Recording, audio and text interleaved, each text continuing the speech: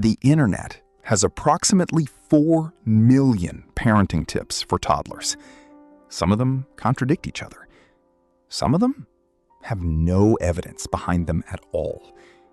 And a handful of them are so well supported by developmental neuroscience that researchers have been saying the same things for 30 years. And most parents have still never heard them. Today, those are the ones we cover. Welcome to Raised by Science.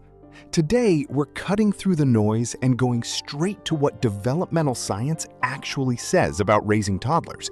Specifically, the 5 most evidence-backed shifts any parent of a 1 to 4-year-old can make and why they work neurologically, not just theoretically.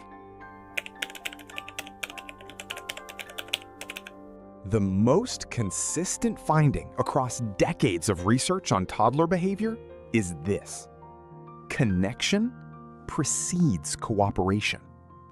A toddler's brain is wired for attachment. Their primary drive is to feel safe and close to their caregiver. When that connection feels secure, cooperation follows far more naturally than through any instruction or consequence system. In practical terms, before you redirect, correct, or instruct, take 2 seconds to connect. Get on their level. Make eye contact.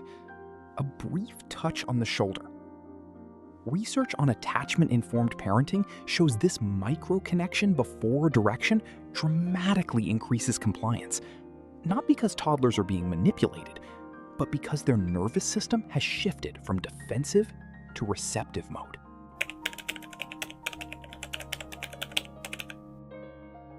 When your toddler is mid-meltdown, the instinct is to address the behavior. Stop throwing, don't hit, calm down.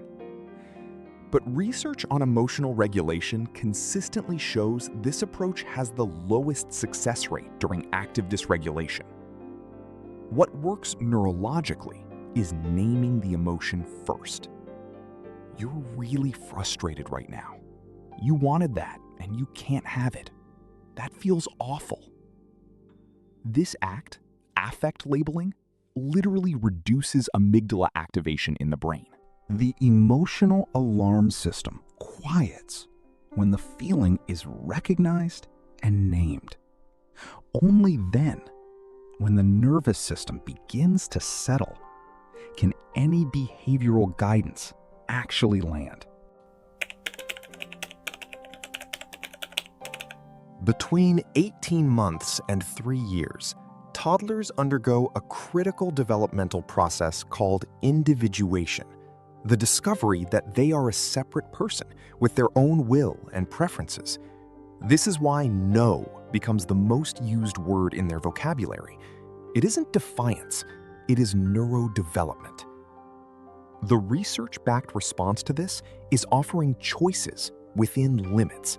Not unlimited freedom, but genuine agency within a boundary you control. Do you want to put your shoes on in the hallway or by the door? Both options end in shoes going on, but the toddler's need for autonomy is honored. Their prefrontal cortex gets practice making decisions, and the power struggle is avoided entirely.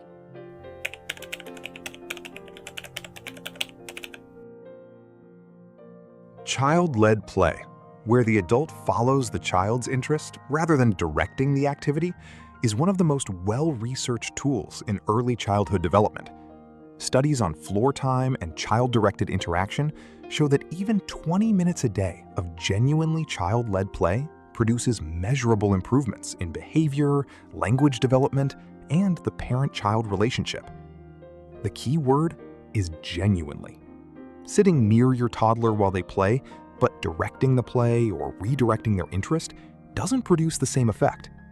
The research shows it's the experience of having a parent fully follow their lead, without agenda, without instruction, that builds the neural architecture of confidence and secure attachment.